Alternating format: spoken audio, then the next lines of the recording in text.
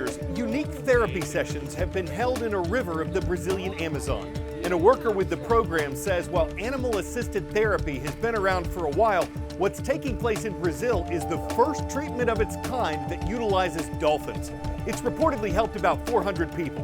Patients who have cerebral palsy, Down syndrome, people who are autistic, and some who have lost limbs all come here to connect with nature.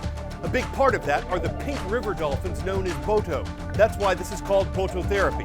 Proponents say it's not supposed to be a replacement for conventional treatments, but a way to enhance them with something that brings people joy. A neuropsychologist says the sessions also allow patients to experience situations they wouldn't encounter otherwise.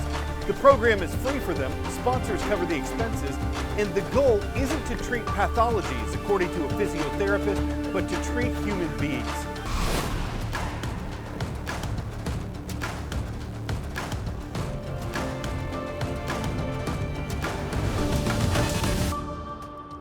Today's edition of The World from A to Z is brought to you by Fridays. They're awesome! And now we resume our regularly scheduled programming. I'm Carl Azuz. Don't sleep on our next subject. New research is out on how adequate sleep improves our immune system, and going without it can cause inflammation throughout our bodies. A study recently published in the Journal of Immunology monitored 237 healthy adults, their diets, exercise levels, and how they slept. It found that people whose body mass index was in the range for obesity had lower quality sleep and higher levels of inflammation than those who weren't obese. But it also found that sleep disruption in anyone contributed to inflammation. What do we mean by that? Pain, swelling, redness, inflammation is how the body responds to an injury or a sickness. If it goes on too long or happens in a healthy part of the body, it can cause problems that don't get resolved. What researchers found in the new study is that inflammation worsened by poor quality sleep is reversible. How? By getting better and enough sleep again. Doing that over time may even help people get to a healthy weight. Experts say keeping inflammation low through good sleep is also important in this raging flu season. It's been an intense flu season so far. Nationwide, about 27% of tests are coming back positive for the virus, and there's also RSV and COVID-19 to contend with, but getting some good Z's may offer some protection. Sleep does play a crucial role in supporting and regulating the immune system. Michelle Drerup with Cleveland Clinic says adequate sleep can actually help the body defend against infection and inflammation. And the key to getting good shut-eye is focusing on sleep hygiene. So things like making sure you're limiting or avoiding napping during the days and not having caffeine too late or exercising too late. All those things may be important and helpful. Other ways to promote good sleep: make a habit of going to bed and getting up at the same time every day. Keep your bedroom relaxing, quiet, and at a cool temperature. Turn off electronic devices at least 30 minutes before bed. Avoid large meals and alcohol before bedtime. Drerup says to also only use the bed for sleep and allow time to wind down. The crux of it for a lot of people is that sleep is a natural process, and we don't want to force it or put a lot of effort into it. That actually makes it harder to fall asleep. And if you're having persistent sleep problems, Drerup says to see a doctor. There are treatments that can help. I'm Mandy Gaither.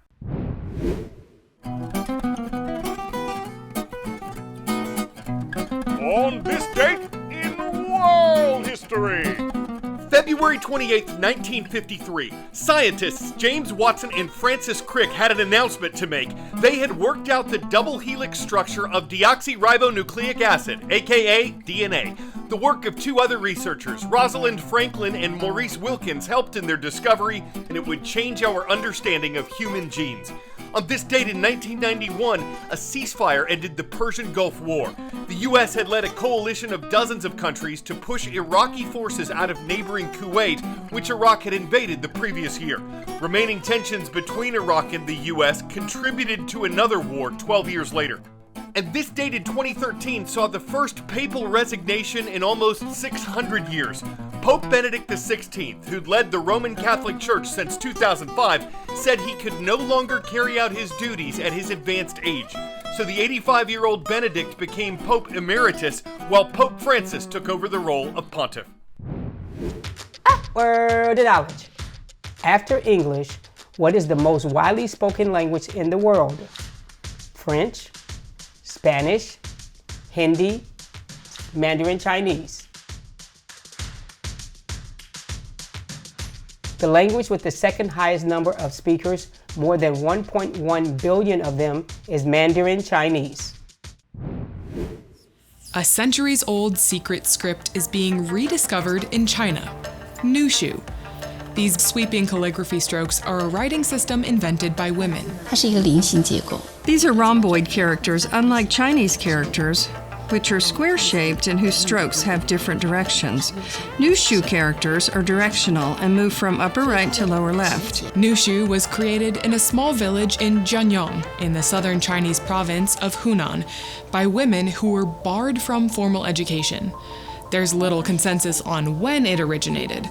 Scholars estimate the script is at least several centuries old, when reading and writing were deemed male-only activities. 就是你 You don't allow me to go to school. Okay, I see. What's my way out? I will find ways to educate myself. 引发自我教育。 Women who lived under the control of either their parents or their husbands used Nushu in secret to record their unhappy marriages and family conflicts.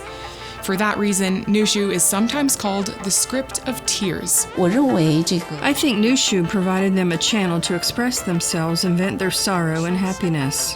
It also served as a way to listen to each other.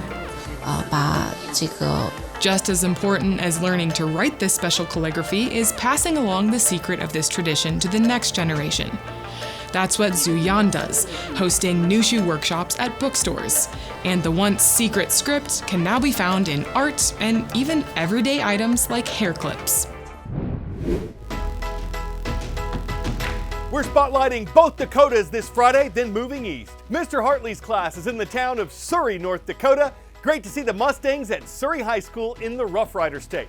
On its southern border is the Mount Rushmore State. That's where Mr. Jodozi's class is, at our home in the Parkston School District. The Trojans are in Parkston, South Dakota. Making our way to Illinois, we want to recognize Mrs. Hall's class at Reagan Middle School. The Royals are in the city of Dixon in the Prairie State. And from Wakefield, Massachusetts, we see Miss Landry's class at Northeast Metropolitan Regional Vocational High School. It's in the Bay State. Vets in California had to rescue a 7-month-old Bernese mountain dog from her strange addiction. Luna's family took her to Corona Animal Emergency Center after they noticed she had a bulging stomach. X-rays revealed she had gotten a taste for something she shouldn't have, the family's laundry. During surgery, vets removed a total of 44 items from her stomach, including 24 socks, 2 hair ties, and a baby's onesie. The hospital later said Luna's story is a powerful reminder of the critical role veterinarians play in keeping our furry friends healthy. As for Luna, she's now laid up at home and recovering in her cone of shame.